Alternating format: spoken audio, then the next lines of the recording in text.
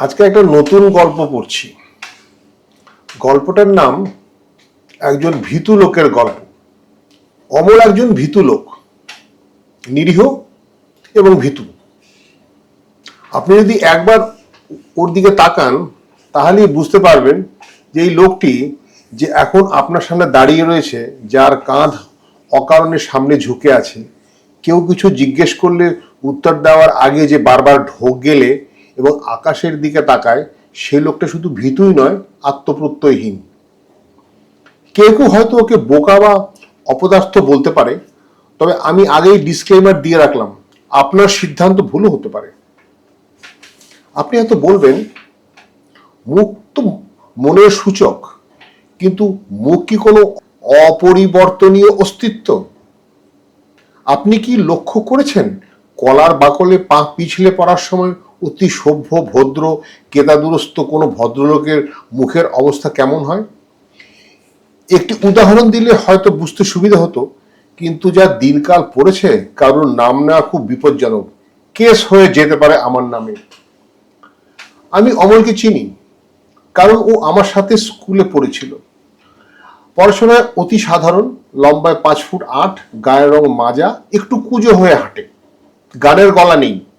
Football খেলতে নামলে ওকে সবাই গোলকিপিং করতে দেয়, যদিও গোলকিপার হওয়াটা অমলের একটুও পছন্দের নয়।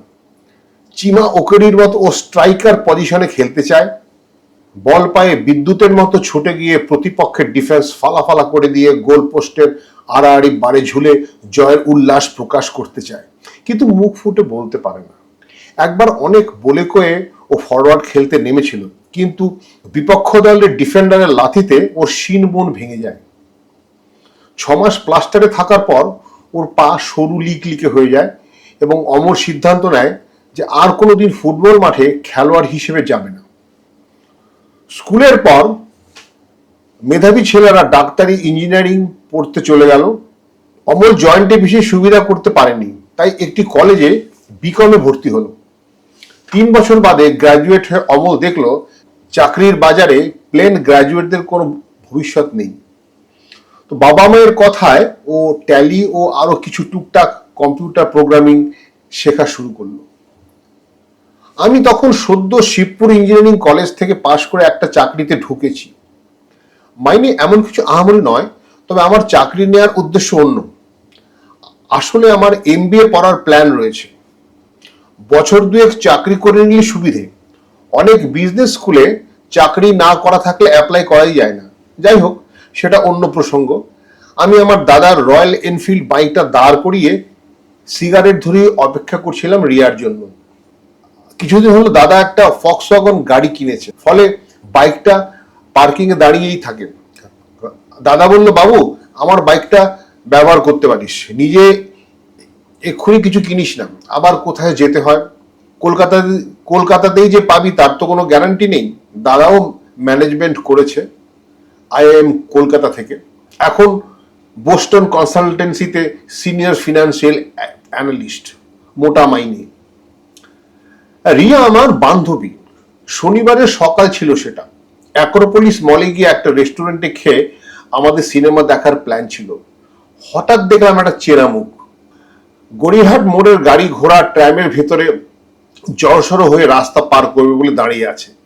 কিছু লোক থাকে যারা ভিড় দেখলে জবুথবু হয়ে যায়। আমার রাঙাপিসিও এরকম ছিল। রাঙাপিসিকে নিয়ে রাস্তা পার করা একটি কঠিন ধৈর্য পরীক্ষা ছিল। সে যাই হোক, সেটা অন্য প্রসঙ্গ। বাড়ি থেকে বেরিয়ে আমি রিয়াকে ফোন করেছিলাম। ও বলল উবার পেতে একটু দেরি হয়েছে, মিনিট 15-20 লাগবে। তো 20 মিনিট সময় আমি একা একা কি করব দাঁড়িয়ে থেকে, তাই অমলকে দেখলেই মনে হলো ওর সাথে একটু কথা বলে এই ফালতু সময়টা কাটানো যেতেই পারে। স্কুল ছাড়ার পর ওর সাথে তেমন কোনো যোগাযোগ নেই। অবশ্য অমল আমার সেরকম বন্ধু কোনোদিনই ছিল না। কিরে অমল না? আমি সিগারেটের ধোঁয়া ছেড়ে দিয়ে জিজ্ঞেস করলাম। অমল মুখ তুলে তাকালো। সে আগের মতো অকারণে লোককে সমীহ করা ভীতু চোখের দৃষ্টি।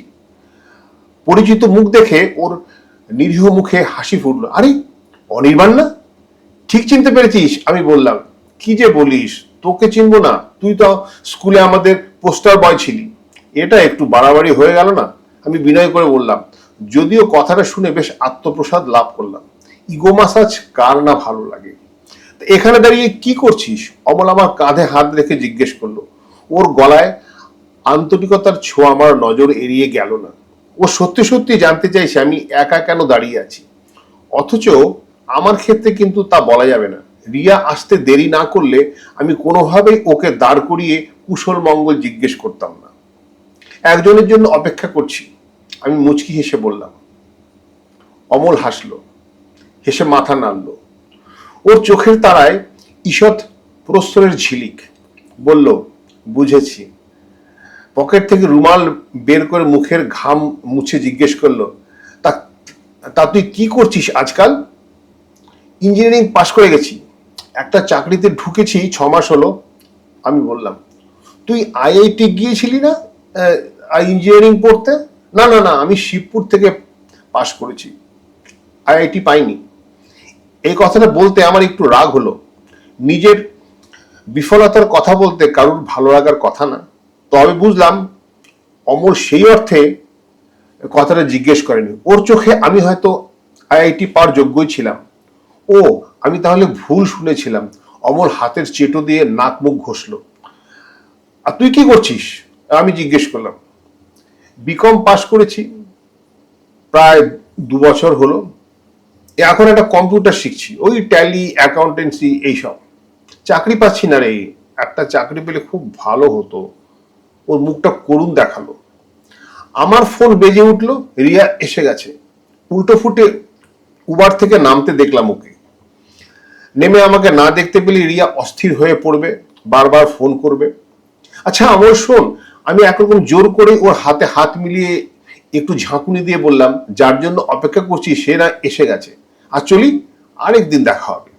অমর সঙ্গে সঙ্গে শশব ব্যস্ত হয়ে বলল, হ্যাঁ হ্যাঁ, আমি তোকে মিশিমিশি আটকে রেখেছি, হ্যাঁ তুই আয়, দেখা হবে। আমি রিয়াকে হাত তুলে ইশারা করলাম, দাঁড়াও আমি আসছি। বাইক স্টার্ট দিয়ে একরাশ ধোঁয়া উড়িয়ে আমি রিয়ার সামনে গিয়ে দাঁড়ালাম। দূর থেকে দেখলাম অমল তখনও দাঁড়িয়ে মন্ত্রমুগ্ধের মতো আমাদের দিকে তাকিয়ে আছে। কার সাথে কথা বলছিলে? রিয়া পেছনে বসতে বসতে জিজ্ঞেস। স্কুলের এক বন্ধু, হঠাৎ দেখা হয়ে গেল। 2 এরপর বছর 5-6 বাদে আমাদের দেখা, স্কুলের রিইউনিয়নে। আমি পুনেতে চাকরি করছি। 2 বছর আগে আইআইএম কোঝিকোড থেকে আমার ম্যানেজমেন্ট করা হয়ে গেছে। একটা ফিনান্সিয়াল কোম্পানিতে কাজ পেয়েছি। মাইনে আহামরি কিছু নয়, তবে খারাপও নয়। এই চাকরিটা ছেড়ে পরের চাকরিতেই নাকি আমার কোয়ান্টাম জাম্প হবে, বন্ধু বান্ধবরা বলেছে। এখন আবার সব বন্ধু বান্ধবের সঙ্গে আমার যোগাযোগ স্থাপিত হয়েছে।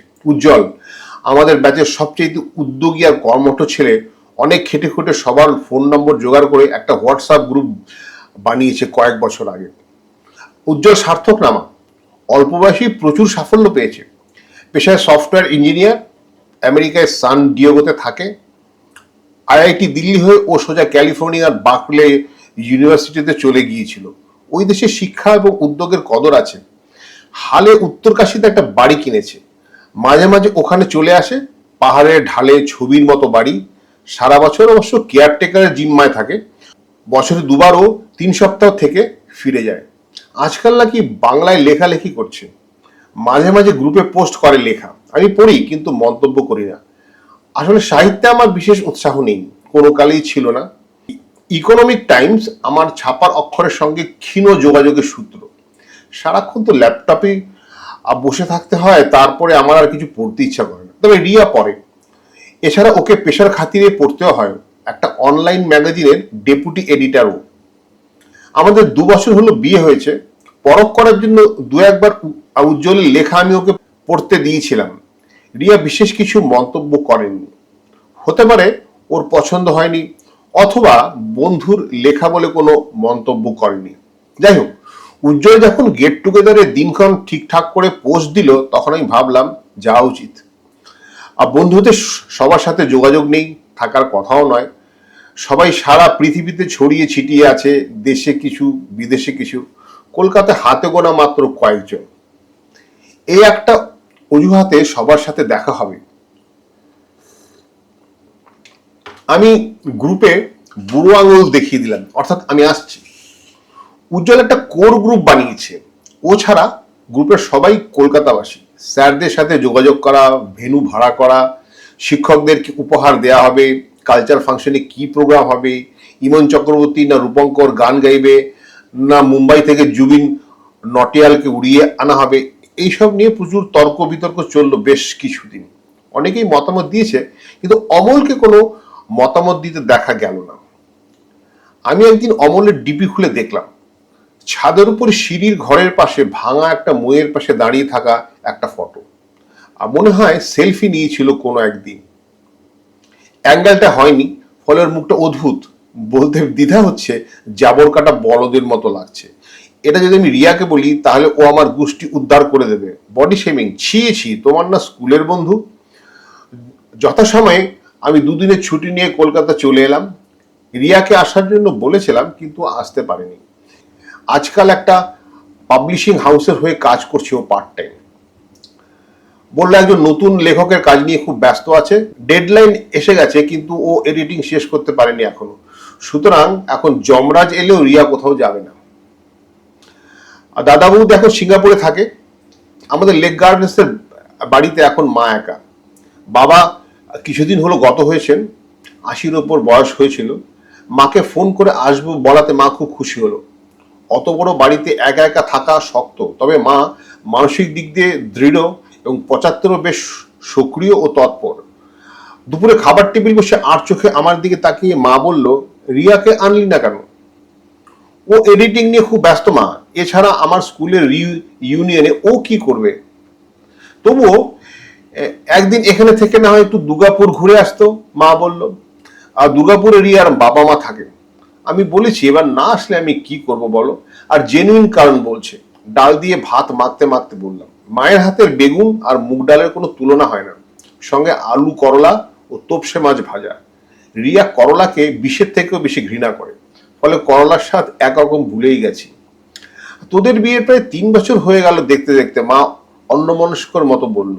আমি তোপসে মাছ ভাজাটা মুখে পুড়ে একটু সতর্ক দৃষ্টিতে তাকালাম মায়ের দিকে। এরপর প্রসঙ্গটা কোন দিকে মোড় নিতে পারে তা আমার অজানা নয়। এছাড়া তোপসে মাছের ছোট ছোট কাঁটা থাকে, একটু অসতর্ক হলেই বিপদ হতে পারে। কিন্তু মা আর দেখলাম এগুলো না। রাতে তো পার্টি আছে, রান্না করবো না তাহলে? না, আমি বললাম। আর বিকেল থেকেই পার্টি শুরু, অনেক প্রোগ্রাম আছে, ফিরতে কিন্তু আমার দেরি হতে পারে। আমি জলের গ্লাস হাতে নিয়ে বললাম, সে ঠিক আছে, ডুপ্লিকেট চাবির গোছাটা নিয়ে যাস, গেটের চাবিও আছে ওতে। আমি হয়তো জেগেও থাকবো, তবে আজকাল খুব ঘুমের সমস্যা হচ্ছে, মা বলল। তৃতীয় এবং চতুর্থ পর্ব আমি আগামীকাল পড়ব। তো আজকে যেটুকু পড়লাম আপনাদের কেমন লাগলো একটু জানাবেন। আপনাদের মন্তব্য পেলে আরো নতুন করে গল্প পড়তে অনেক উৎসাহ হয়। ধন্যবাদ।